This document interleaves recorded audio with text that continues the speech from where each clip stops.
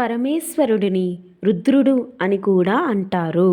రుద్రుడు అంటే రోదనమును కరిగించువాడు, నమస్కరించిన వారి దుఃఖం పోగొట్టేవాడు అని అర్థము. రుద్రనామానికి తత్వపరమైన అర్థం కూడా ఉంది. రుద్రుడు అనే పేరులో రకారం అగ్నిబీజం, దకారం సోమతత్వం, వెరసి అమ్మ అయ్య కలిపితే రుద్రతత్వం. రుద్రం ఆరాధన 3 రకాలుగా ఉంటుంది. ఆ 3 రకాలు ఏమిటంటే పంచాక్షరీ జపం, శివకార్యాలు శివప్రీతిగా చేయడం, శివక్షేత్రాలు దర్శించడం, మంత్రజపం చేయడం.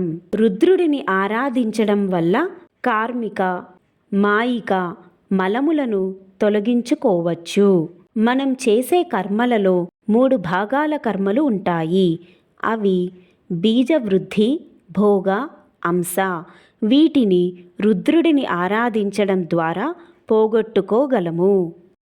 ఏకాదశ రుద్రులు. శివుడు మనకు 11 అవతారాలతో ఏకాదశ రుద్రులుగా దర్శనమిచ్చును. ఓం నమస్తేస్తు భగవన్ విశ్వేశ్వరాయ మహాదేవాయ త్రయంబకాయ త్రిపురాంతకాయ త్రికాలాగ్నికాలాయ కాలాగ్నిరుద్రాయ నీలకంఠాయ మృత్యుంజయాయ సర్వేశ్వరాయ సదాశివాయ శ్రీమన్మహాదేవాయ నమః అని రుద్ర నమకంలో చెప్పబడింది. దీని ప్రకారము ఏకాదశ రుద్రుల పేర్లు విశ్వేశ్వరుడు, మహాదేవుడు, త్రయంబకుడు, త్రిపురాంతకుడు, త్రికాలాగ్నికాలుడు, కాలాగ్నిరుద్రుడు, నీలకంఠుడు, మృత్యుంజయుడు, సర్వేశ్వరుడు, సదాశివుడు, శ్రీమన్మహాదేవుడు. ప్రథమ రుద్రుడు విశ్వేశ్వర రుద్రుడు. పూర్వకాలములో ఒక బ్రాహ్మణోత్తముడు వ్యాఘ్రాన్ని అంటే పులిని శివునిగా భావించి బిల్వపత్రాలతో అర్చన చేయటం వల్ల ఆ పులి శివలింగ రూపాన్ని పొందిందని కథ. వ్యాఘ్రము శివునిగా అవతరించుటచే వ్యాఘ్రేశ్వర స్వామి అని పిలువబడెను. ద్వితీయ రుద్రుడు మహాదేవ రుద్రుడు.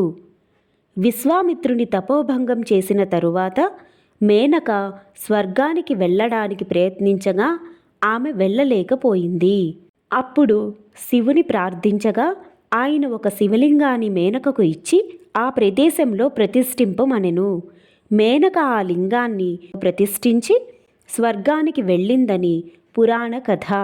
మేనకచే ప్రతిష్ఠించబడుచే మేనకేశ్వర స్వామి అని పిలువబడెను. తృతీయ రుద్రుడు త్రయంబకేశ్వరుడు. రావణుని సంహరించిన తరువాత శ్రీరామచంద్రుడు సీతాలక్ష్మణ సమేతుడై పుష్పక విమానంలో అయోధ్యకు వెళ్తుండగా మార్గమధ్యములో ఇరుసుమండ వద్ద వారి విమానం కదలకుండా నిలిచిపోయింది. అప్పుడు శ్రీరామచంద్రుడు శివుని ప్రార్థించి ఇక్కడ ఒక శివలింగాన్ని ప్రతిష్ఠించెనని కథ కలదు. అప్పుడు వారి పుష్పక విమానము ముందుకు కదలగా వారందరూ ఆనందభరితులైరి. రామునిచే ప్రతిష్ఠించబడినది కావున రామేశ్వరుడని అందరికీ ఆనందదాయకమగుటచే ఆనందరామేశ్వరుడని పిలువబడిను.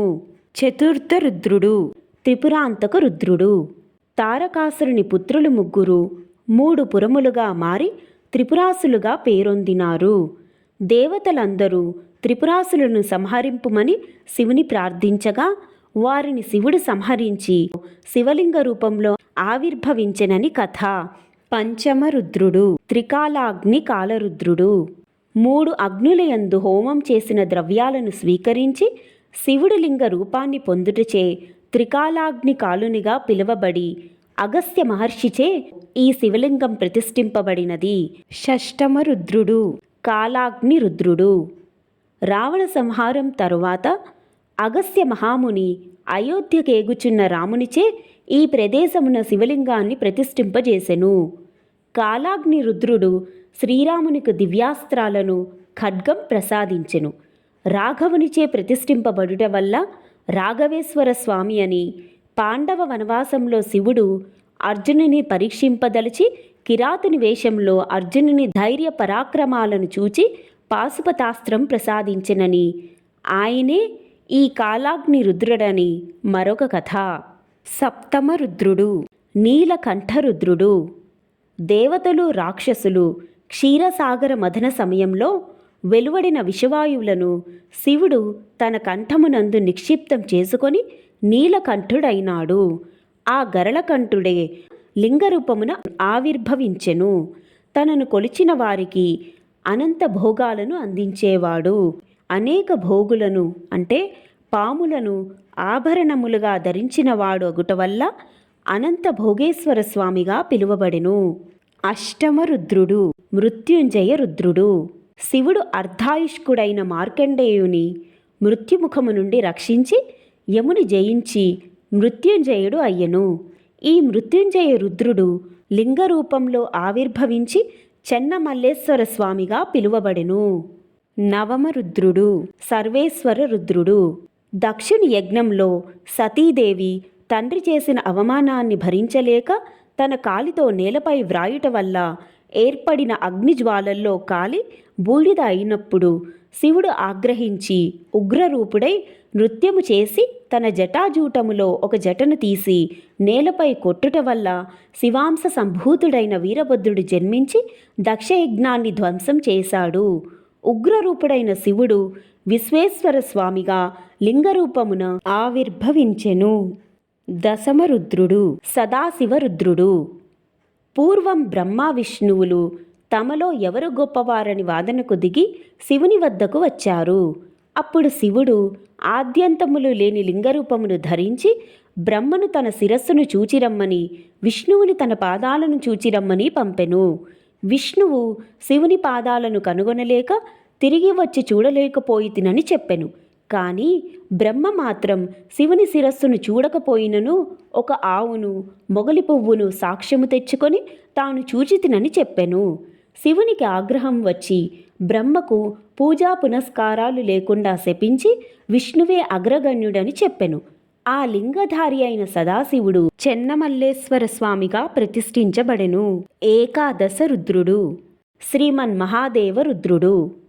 పూర్వకాలములో విష్ణుమూర్తి శివుని సహస్ర కమలాలతో సహస్రనామాలతో పూజించెను. దానికి సంతసించిన మహాదేవుడు విష్ణువుకి సుదర్శన చక్రమును బహుకరించెను. ఆ మహాదేవుడు లింగరూపమున ఆవిర్భవించెను. ఈ ఏకాదశ రుద్రుల యొక్క భార్యలు ఏకాదశ రుద్రాణులు.